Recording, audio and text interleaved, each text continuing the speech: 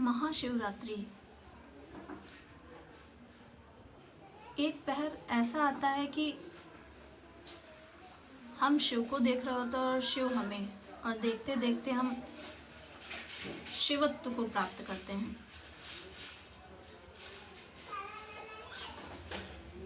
अर्थात जो ब्रह्मांड में हो रहा होता है वही हमारे शरीर में हो रहा होता है। कहा भी गया है यथा ब्रह्मांडे तथा पिंडे। पर हम इसका अनुभव कैसे करेंगे? इसका हम अनुभव भी कर सकते हैं अगर अगले 5 मिनट आप मुझसे जुड़े रहे तो मैं आपको समझाने की कोशिश करूंगी कि महाशिवरात्रि का एक्चुअल मीन क्या है।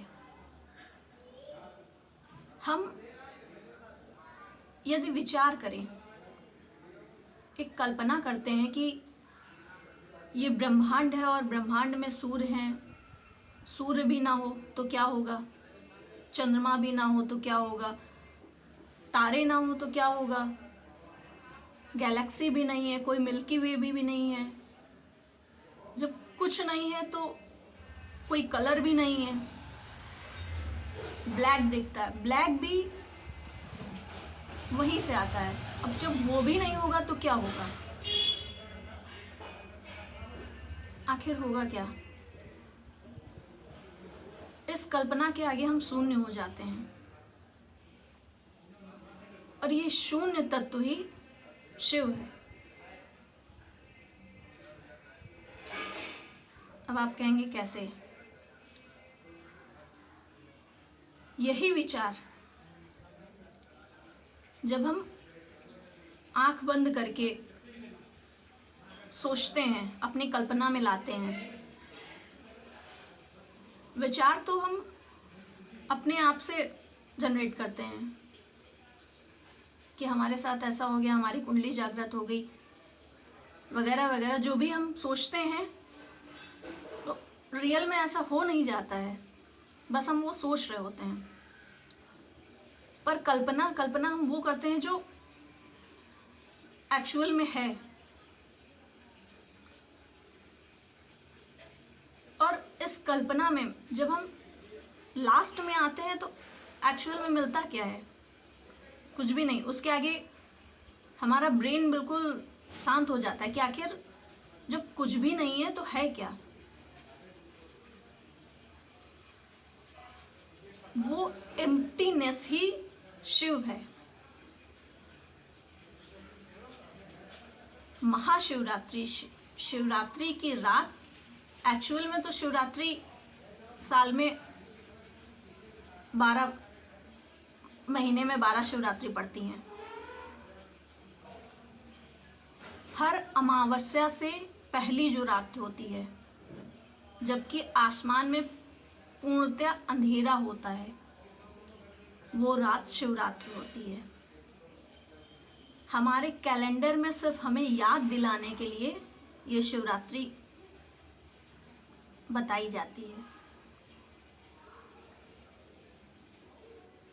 कि हम जागे रहें, हम सोए नहीं।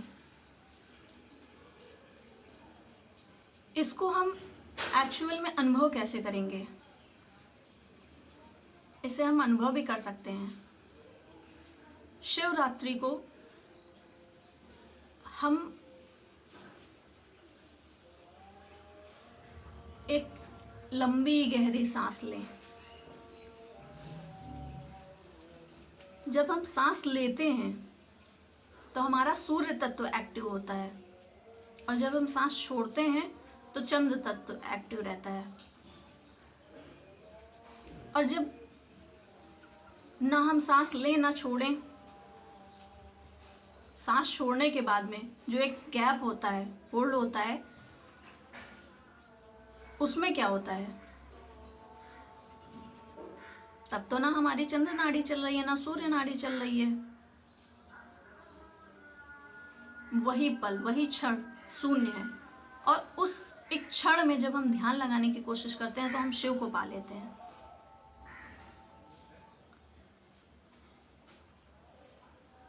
उस क्षण में हमें ध्यान लगाना है। पहले हमें लंबी गहरी सांस लेनी है और सांस छोड़नी है। सांस छोड़ने के बाद में जो एक होल्ड होता है, ये नहीं कह रही हूँ मैं कि आप बिल्कुल सांस रोक के रह जाएं, जितनी देर का आप ब्रेक ले पाते हैं, बस उस पल में आपको ध्यान लगाना है, अपने अंदर सोचना है। और जब उस पल में आप ध्यान लगाएंगे तो आप देखिए, आप अनुभव कर पाएंगे। और यही जागरूकता लाने के लिए ये शिवरात्रि बनाई गई है। एक्चुअल में शिव बाहर नहीं है, शिव हमारे अंदर ही है। ये उपवास, 4 प्रहर की पूजा, ये सब अपनी जगह एक अलग है। बताया गया है वो एक क्रिया का पार्ट है, ठीक है, वो आप अपने हिसाब से कर सकते हैं। पर एक्चुअल में जो शिवरात्रि है, वो शिवरात्रि इसलिए मनाई गई है कि हम अपने अंदर के शिव को जानें।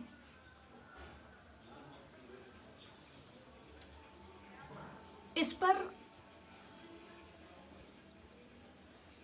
हमारे गुरुजी ने कुछ पंक्तियां बताई थी जो मैं आपको समझाने का प्रयास करती हूँ, शायद आप समझ पाएं। रोशनी की छाया, अंधेरे का गीत, रात का उजाला, जागृत की प्रीत। मतलब कि उस दिन रोशनी की छाया होती है और हम अंधेरे में खोए हुए होते हैं। उस अंधकार में हम ढूंढ रहे होते हैं कि इसके आगे एक्चुअल में है क्या। चंद्र की पूर्णता शून्य बना दे, चंद्र की पूर्णता शून्य बना दे, गहराई में डुबो सब कुछ मिटा दे। कि हम इतना खो जाएं कि हमें कुछ भी याद ना रहे।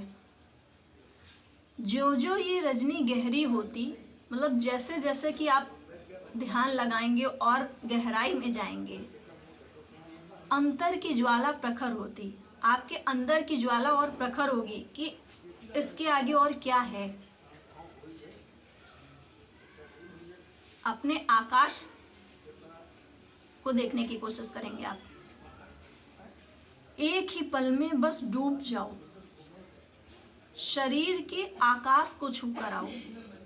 ना मंत्र, ना मुद्रा, ना श्वास की डोरी,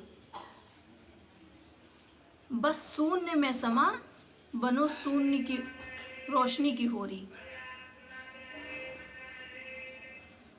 मतलब कि जब इस दिन जो जप तप करते हैं तो उसका अलग विधान है, पर जिनको ये कुछ भी नहीं आता है, नहीं ज्ञान है, तो हमें किसी समाधि की ज़रूरत नहीं है, हमें सिर्फ ध्यान देने की ज़रूरत है। उस एक सांस पे ध्यान देने की ज़रूरत है।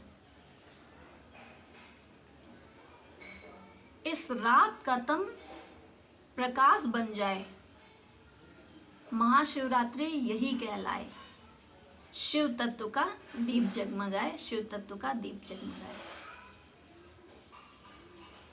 उम्मीद करती हूँ कि आप सभी को समझ में आया होगा एक्चुअल में शिवरात्रि का महत्व क्या है।